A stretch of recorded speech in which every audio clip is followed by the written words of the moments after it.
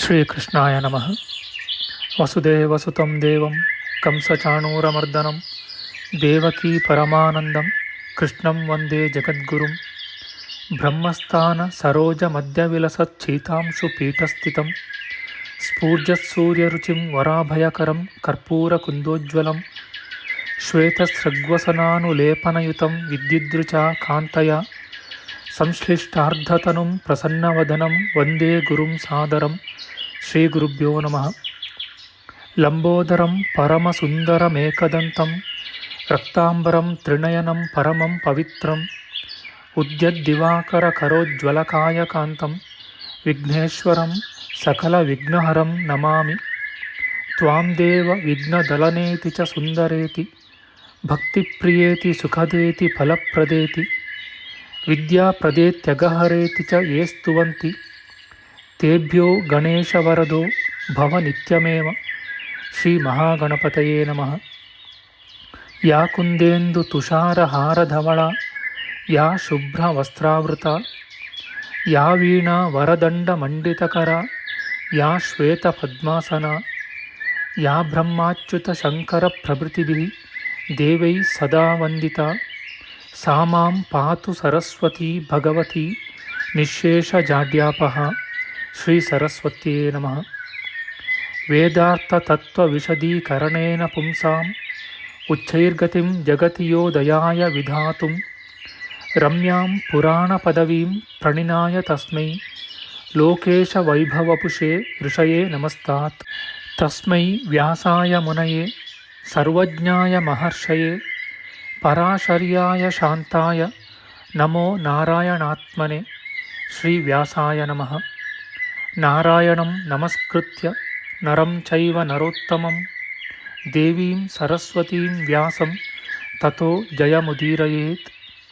ಕನಕರುಚಿದುಕೂಲಃ ಕುಂಡಲೋಲ್ಲಾಸಿಗಲ್ಲಃ ಶಮಿತಭುವನಭಾರಃ ಕೋಪಿ ಲೀಲಾವತಾರಃ ತ್ರಿಭುವನಸುಖಕಾರಿ ಶೇಷಶಾಯೀ ಮುಕುಂದೋ ಪರಿಕಲಿತರಮಾಂಗೋ ಮಂಗಲಂ ನಸ್ತನೋತು. ನಮಾಮಿ ಗೋವಿಂದ ಪದಾರವಿಂದಂ ಸದೇಂದಿರಾನಂದನಮುತ್ತಮಾಡ್ಯಂ ಜಗಜ್ಜನಾನಾಂ ಹೃದಯ ಸನ್ನಿವಿಷ್ಟಂ ಮಹಾಜನೈಕಾಯನಮುತ್ತಮೋತ್ತಮಂ. ನಮಸ್ತೆ ಚಕ್ರಹಸ್ತಾಯ ಶಾರ್ङ्ಗಹಸ್ತಾಯ ತೇ ನಮಃ. ನಂದಹಸ್ತಾಯ ತೇ ವಿಷ್ಣೋ ಶಂಖಹಸ್ತಾಯ ತೇ ನಮಃ. ಓಂ ನಮೋ ವಾಸುದೇವಾಯ ನಮಃ ಸಂಕರ್ಷಣಾಯ ಚ ಪ್ರದ್ಯುಮ್ನಾಯ ನಮಸ್ತುಭ್ಯಂ ಅನಿರುದ್ಧಾಯ ತೇ ನಮಃ. ಪಾತಾಲಾದುತ್ಪತಿಷ್ಣೋರ್ಮಕರವಸತಯೋ ಯಸ್ಯ ಪುಚ್ಛಾಭಿಘಾತಾ ಧೂರ್ಧ್ವಂ ಬ್ರಹ್ಮಾಂಡಖಂಡ ವ್ಯತಿಕರವಿಹಿತ ವ್ಯತ್ಯಯೇ ನಾಪತಂತಿ.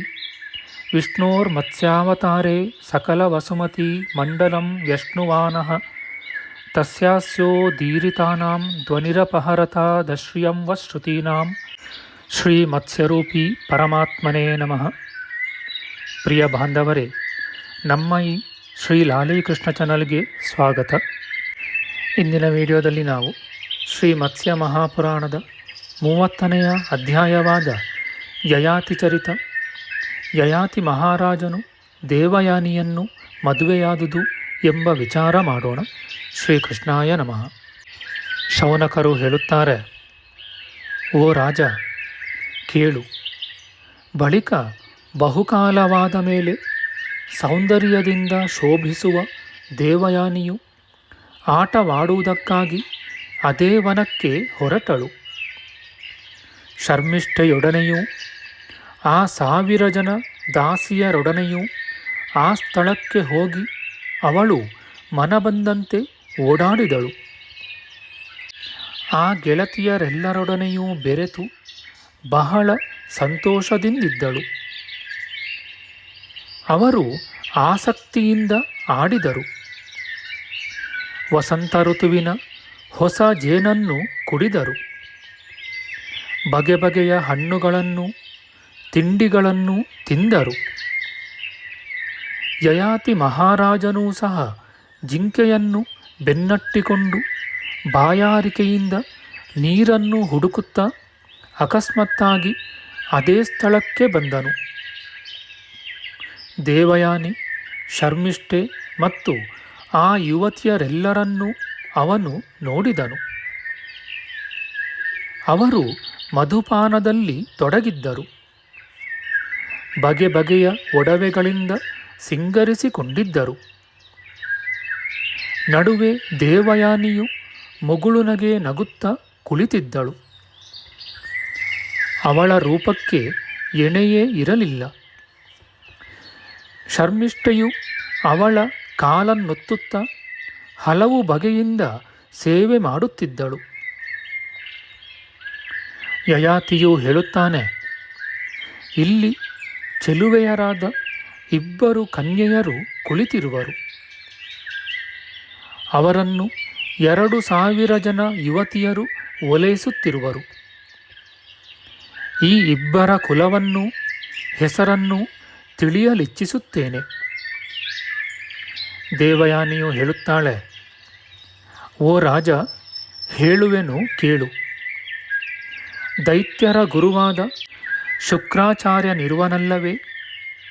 ನನ್ನನ್ನು ಅವನ ಮಗಳೆಂದು ತಿಳಿ. ಇವಳು ನನ್ನ ಗೆಳತಿ, ಪರಿಚಾರಿಕೆ. ನಾನೆಲ್ಲಿ ಹೋದರೆ ಅಲ್ಲಿ ಬರತಕ್ಕವಳು. ದಾನವೇಂದ್ರನಾದ ವೃಷಪರ್ವನ ಮಗಳು. ಇವಳ ಹೆಸರು ಶರ್ಮಿಷ್ಠೆ. ಯಯಾತಿಯು ಹೇಳುತ್ತಾನೆ, ಎಲೆ ಸುಂದರಿ, ದೈತ್ಯರಾಜನ ಮಗಳಾದ ಈ ಚೆಲುವೆಯು ನಿನ್ನ ಗೆಳತಿಯೂ ದಾಸಿಯೂ ಆದುದು ಹೇಗೆ? ಇದನ್ನರಿಯಲು ನನಗೆ ಬಹಳ ಕುತೂಹಲವಿದೆ. ದೇವಯಾನಿಯು ಹೇಳುತ್ತಾಳೆ, ಓ ರಾಜಶ್ರೇಷ್ಠನೇ, ಎಲ್ಲವೂ ವಿಧಿ ವಿಲಾಸವನ್ನು ಅನುಸರಿಸುವುದು. ಇದು ದೈವಕೃತವೆಂದು ತಿಳಿ. ಮನಸ್ಸಿನಲ್ಲಿ ಆಶ್ಚರ್ಯ ಪಡಬೇಡ. ನಿನ್ನ ಆಕೃತಿಯು ವೇಷವು ರಾಜನಂತಿದೆ. ಬ್ರಹ್ಮ ತೇಜಸ್ವಿಯಂತೆ ನೀನು ಮಾತನಾಡುವೆ. ನಿನ್ನ ಹೆಸರೇನು? ಎಲ್ಲಿಂದ ಬಂದೆ? ನೀನು ಯಾರ ಪುತ್ರನು? ಇದೆಲ್ಲವನ್ನೂ ತಿಳಿಸು. ಯಯಾತಿಯು ಹೇಳುತ್ತಾನೆ, ಬ್ರಹ್ಮಚರ್ಯವನ್ನು ಆಚರಿಸಿ ವೇದವೆಲ್ಲವನ್ನೂ ಗುರುವಿನಿಂದ ಉಪದೇಶ ಮಾಡಿಸಿಕೊಂಡಿರುವೆನು. ನಾನು ರಾಜ, ಯಯಾತಿಯೆಂದು ಪ್ರಸಿದ್ಧನಾದ ರಾಜಪುತ್ರ. ದೇವಯಾನಿಯು ಹೇಳುತ್ತಾಳೆ, ರಾಜ, ಈ ಸ್ಥಳಕ್ಕೆ ನೀನು ಬಂದುದು ಏತಕ್ಕಾಗಿ? ನೀರೇನಾದರೂ ಸಿಕ್ಕೀತೆಂದೋ, ಇಲ್ಲವೇ ಬೇಟೆಯ ಮೃಗವನ್ನು ಹುಡುಕಿಕೊಂಡೋ? ಯಯಾತಿಯು ಹೇಳುತ್ತಾನೆ, ಎಲೆ ಕಲ್ಯಾಣಿ, ಮೃಗವನ್ನು ಹುಡುಕುತ್ತಾ ನೀರು ಕುಡಿಯುವುದಕ್ಕಾಗಿ ಇಲ್ಲಿಗೆ ಬಂದೆನು. ನನ್ನನ್ನು ನೀನು ಹಲವು ಬಗೆಯಿಂದ ಪ್ರಶ್ನಿಸಿದೆ. ಈಗ ನನ್ನಿಂದ ಏನಾಗಬೇಕು ಅಪ್ಪಣೆ ಕೊಡು. ದೇವಯಾನಿಯು ಹೇಳುತ್ತಾಳೆ, ಈ 2,000 ಕನ್ಯೆಯರು, ದಾಸಿಯಾದ ಶರ್ಮಿಷ್ಠೆ, ಇವರೊಡನೆ ನಾನು ನಿನ್ನ ಅಧೀನಳಾಗಿರುವೆನು. ನಿನಗೆ ಮಂಗಳವಾಗಲಿ. ನೀನು ನನಗೆ ಈಗ ಮಿತ್ರನಾಗಿರುವೆ, ಇನ್ನು ಪತಿಯೂ ಆಗು. ಯಯಾತಿಯು ಹೇಳುತ್ತಾನೆ, ಓ ಮಂಗಳಾಂಗಿ, ನೀನು ಬ್ರಾಹ್ಮಣನಾದ ಶುಕ್ರಾಚಾರ್ಯನ ಮಗಳು. ಆದುದರಿಂದ ನಿನಗೆ ನಾನು ತಕ್ಕವನಲ್ಲ. ದೇವಯಾನಿ, ರಾಜರಾದ ನಾವು ನಿಮ್ಮ ತಂದೆಯೊಡನೆ ವಿವಾಹ ಸಂಬಂಧವನ್ನು ಬೆಳೆಸಬಾರದು. ದೇವಯಾನಿಯು ಹೇಳುತ್ತಾಳೆ, ಕ್ಷತ್ರಿಯ ವರ್ಣದಲ್ಲಿ ಬ್ರಹ್ಮವರ್ಣದ ಧರ್ಮಗಳು ಬೆರೆತಿವೆ. ಹಾಗೆಯೇ ಬ್ರಹ್ಮವರ್ಣದಲ್ಲೂ ಕ್ಷತ್ರಿಯ ವರ್ಣದ ಧರ್ಮಗಳೂ ಸೇರಿವೆ. ಯಯಾತಿ ಮಹಾರಾಜ, ನೀನು ಋಷಿಯೂ ಋಷಿಯ ಮಗನೂ ಆಗಿರುವೆ. ಆದುದರಿಂದ ನನ್ನನ್ನು ಸ್ವೀಕರಿಸು. ಯಯಾತಿಯು ಹೇಳುತ್ತಾನೆ, ಎಲೆ ಕಾಂತಮುಖಿ, 4 ವರ್ಣಗಳು ಒಬ್ಬನೇ ಸೃಷ್ಟಿಕರ್ತನ ದೇಹದಿಂದ ಹುಟ್ಟಿದವು ನಿಜ. ಆದರೂ ಅವುಗಳಲ್ಲಿ ಒಂದೊಂದರ ಧರ್ಮಗಳು, ಆಚಾರಗಳು ಬೇರೆ ಬೇರೆಯಾಗಿವೆ. ಬ್ರಾಹ್ಮಣನು ಅವುಗಳಲ್ಲೆಲ್ಲ ಶ್ರೇಷ್ಠನು. ದೇವಯಾನಿಯು ಹೇಳುತ್ತಾಳೆ, ನಹುಷಪುತ್ರ, ಗಂಡಸರಾರೂ ನನ್ನ ಕೈಯನ್ನು ಹಿಂದೆ ಮುಟ್ಟಿರಲಿಲ್ಲ. ಮೊಟ್ಟಮೊದಲು ಅದನ್ನು ಹಿಡಿದವನು ನೀನೇ. ಆದುದರಿಂದ ನಿನ್ನನ್ನೇ ನಾನು ಪತಿಯೆಂದು ವರಿಸುವೆನು. ಋಷಿಪುತ್ರನು ಸ್ವಯಂ ಋಷಿಯೂ ಆದ ನೀನು ಹಿಡಿದ ಅಭಿಮಾನಶಾಲಿನಿಯಾದ ನನ್ನ ಕೈಯನ್ನು ಮತ್ತಾವ ಪುರುಷನು ಮುಟ್ಟಿಯಾನು?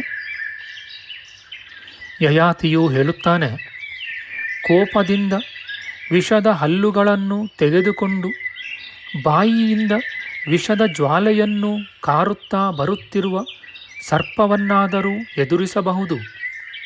ಆದರೆ ವಿವೇಕಿಯಾದ ಮನುಷ್ಯನು ಬ್ರಾಹ್ಮಣನನ್ನು ಮಾತ್ರ ಎದುರು ಹಾಕಿಕೊಳ್ಳಬಾರದು. ದೇವಯಾನಿಯು ಹೇಳುತ್ತಾಳೆ, ಎಲೈ ಪುರುಷ ಶ್ರೇಷ್ಠನೇ, ಎಲ್ಲ ಕಡೆಗೂ ವಿಷಜ್ವಾಲೆಯನ್ನು ಬೀರುವ ವಿಷ ಸರ್ಪಕ್ಕಿಂತಲೂ ಬ್ರಾಹ್ಮಣನು ದುರಾಕ್ರಮನೆಂದು ಹೇಳಿದೆಯಲ್ಲ, ಅದು ಹೇಗೆ? ಯಯಾತಿಯು ಹೇಳುತ್ತಾನೆ, ಸರ್ಪವು ಒಬ್ಬನನ್ನು ಕಚ್ಚೀತು. ಆಯುಧದಿಂದ ಒಬ್ಬನನ್ನು ಕೊಲ್ಲಬಹುದು. ಆದರೆ ಬ್ರಾಹ್ಮಣನು ಸಿಟ್ಟಾದರೆ ಪಟ್ಟಣ ಸಹಿತವಾಗಿ ರಾಷ್ಟ್ರವನ್ನೇ ಧ್ವಂಸ ಮಾಡುವನು. ಎಲೆ ಅಬಲೆ, ಆದುದರಿಂದಲೇ ಬ್ರಾಹ್ಮಣನನ್ನು ಎದುರಿಸುವುದು ಕಷ್ಟವೆಂದು ನಾನು ತಿಳಿದಿರುವೆನು. ಮಂಗಳಾಂಗಿ, ನಿನ್ನ ತಂದೆಯು ಕೊಡದಿದ್ದರೆ ನಿನ್ನನ್ನು ನಾನು ಮದುವೆಯಾಗುವುದಿಲ್ಲ. ದೇವಯಾನಿಯು ಹೇಳುತ್ತಾಳೆ, ರಾಜ, ನಾನೇನೋ ನಿನ್ನನ್ನು ವರಿಸುವೆನು. ನನ್ನ ತಂದೆಯು ದಾನ ಮಾಡಿದಾಗ ನನ್ನನ್ನು ಸ್ವೀಕರಿಸು. ನೀನಾಗಿ ಅಪೇಕ್ಷಿಸಲಿಲ್ಲ. ಅವನು ಕೊಟ್ಟಾಗ ನನ್ನನ್ನು ಪ್ರತಿಗ್ರಹಿಸಿದರೆ ನಿನಗೆ ಭಯವೇನೂ ಆಗದು. ಶೌನಕರು ಹೇಳುತ್ತಾರೆ, ಬಳಿಕ ದೇವಯಾನಿಯು ತನ್ನ ತಂದೆಯ ಬಳಿಗೆ ದಾದಿಯನ್ನು ತ್ವರೆಯಿಂದ ಕಳುಹಿಸಿದಳು. ಅವಳು ನಡೆದ ಸಂಗತಿ ಎಲ್ಲವನ್ನೂ ವಿವರವಾಗಿ ಅವನಿಗೆ ತಿಳಿಸಿದಳು. ಇದನ್ನು ಕೇಳಿದ ಕೂಡಲೇ ಶುಕ್ರಾಚಾರ್ಯನು ರಾಜನನ್ನು ಕಂಡನು. ಯಯಾತಿಯೂ ಸಹ ಅವನು ಬಂದುದನ್ನು ನೋಡಿ ನಮಸ್ಕರಿಸಿ ಕೈ ಮುಗಿದುಕೊಂಡು ನಮ್ರನಾಗಿ ನಿಂತನು. ಆಚಾರ್ಯನು ಮನೋಹರವಾದ ಮೃದು ವಚನಗಳಿಂದ ಅವನೊಡನೆ ಮಾತನಾಡಿದನು. ದೇವಯಾನಿಯು ಹೇಳುತ್ತಾಳೆ, ಅಪ್ಪ, ನಹುಷ ಪುತ್ರನಾದ ಈ ರಾಜನು ನಾನು ಬಾವಿಯಲ್ಲಿ ಬಿದ್ದಿದ್ದಾಗ ನನ್ನ ಕೈಯನ್ನು ಹಿಡಿದು ಎತ್ತಿದನು. ನನ್ನನ್ನು ಇವನಿಗೆ ಕೊಡು. ನಿನಗೆ ನಮಸ್ಕಾರ. ಲೋಕದಲ್ಲಿ ನಾನು ಮತ್ತಾರನ್ನು ಪತಿಯೆಂದು ಭಾವಿಸೆನು. ಶುಕ್ರಾಚಾರ್ಯನು ಹೇಳುತ್ತಾನೆ, ವೀರ, ನನ್ನ ಪ್ರಿಯ ಪುತ್ರಿಯು ನಿನ್ನನ್ನು ಪತಿಯೆಂದು ವರಿಸಿರುವಳು. ಇವಳನ್ನು ನಾನು ನಿನಗೆ ಕೊಡುವೆನು. ಎಲೈ ನಹುಷಪುತ್ರನೇ, ಇವಳನ್ನು ನಿನ್ನ ಪಟ್ಟದ ರಾಣಿಯನ್ನಾಗಿ ಸ್ವೀಕರಿಸು. ಯಯಾತಿಯು ಹೇಳುತ್ತಾನೆ, ಭೃಗು ವಂಶೋತ್ಪನ್ನನಾದ ಶುಕ್ರಾಚಾರ್ಯನೇ, ನೀನು ಹೇಳಿದಂತೆ ನಡೆದರೆ ವರ್ಣಸಂಕರವಾಗುವುದು. ಆದುದರಿಂದ ನನಗೆ ಅಧರ್ಮವೂ ಇವಳಿಗೆ ಪಾಪವೂ ಬರುವುದು. ಆದ ಕಾರಣ ನಿನ್ನನ್ನು ಪ್ರಾರ್ಥಿಸುವೆನು. ಶುಕ್ರಾಚಾರ್ಯನು ಹೇಳುತ್ತಾನೆ, ಅಧರ್ಮವು ನಿನಗೆ ಬಾರದಂತೆ ತಪ್ಪಿಸುವೆನು. ನಿನಗೆ ಬೇಕಾದ ವರವನ್ನು ಬೇಡಿಕೊ. ಈ ವಿವಾಹಕ್ಕೆ ನೀನು ಶ್ಲಾಘ್ಯನಾದ ವರನು. ನಿನ್ನ ಪಾಪವನ್ನು ನೀನು ಅರಿಯದಂತೆ ಪರಿಹರಿಸುವೆನು.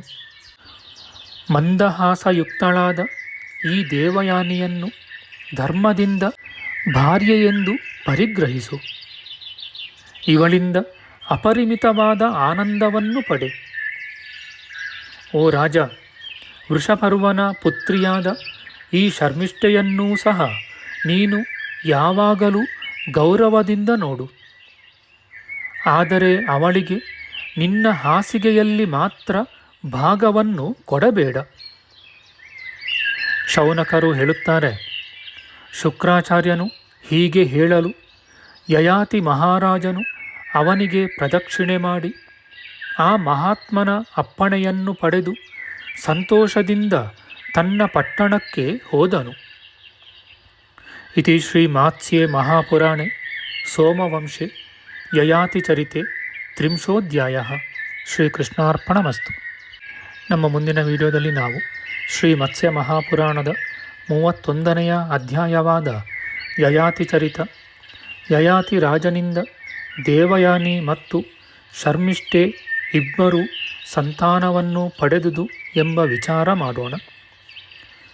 ಆಧ್ಯಾತ್ಮಿಕ ಚರ್ಚೆ ಮತ್ತು ವಿಚಾರ ವಿನಿಮಯಕ್ಕಾಗಿ ಶುರು ಮಾಡಿದ ಈ ಚಾನಲ್ನಲ್ಲಿ ನಾವು ಅಪ್ಲೋಡ್ ಮಾಡುವ ಎಲ್ಲ ವಿಡಿಯೋಗಳನ್ನು ಸಂಪೂರ್ಣವಾಗಿ ನೋಡಿ ನಿಮ್ಮ ಸಲಹೆಗಳನ್ನು ಕಮೆಂಟ್ ಬಾಕ್ಸ್ನಲ್ಲಿ ಬರೆಯಿರಿ. ದಯವಿಟ್ಟು ಈ ಚಾನಲ್ಗೆ ಸಬ್ಸ್ಕ್ರೈಬ್ ಮಾಡಿ ಹಾಗೂ ಬೆಲ್ ಬಟನ್ ಒತ್ತಿ ನಾವು ಹಾಕುವ ಎಲ್ಲ ವಿಡಿಯೋಗಳನ್ನು ನೋಡಿ ಪ್ರೋತ್ಸಾಹಿಸಿ. ಕೃಷ್ಣಂ ನಾರಾಯಣಂ ವಂದೇ ಕೃಷ್ಣಂ ವಂದೇ ವ್ರಜಪ್ರಿಯಂ ಕೃಷ್ಣಂ ದ್ವೈಪಾಯನಂ ವಂದೇ ಕೃಷ್ಣಂ ವಂದೇ ಪೃಥಾಸುತಂ.